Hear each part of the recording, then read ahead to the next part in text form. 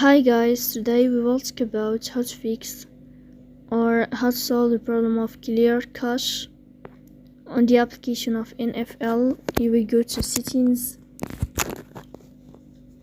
In this page, you will go to apps, default apps, app settings.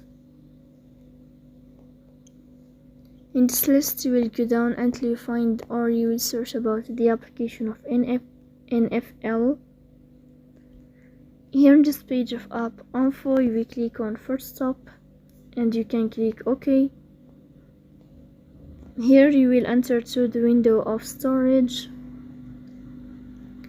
Then you will click on clear cache, but pay attention, don't click clear data because that can delete your account.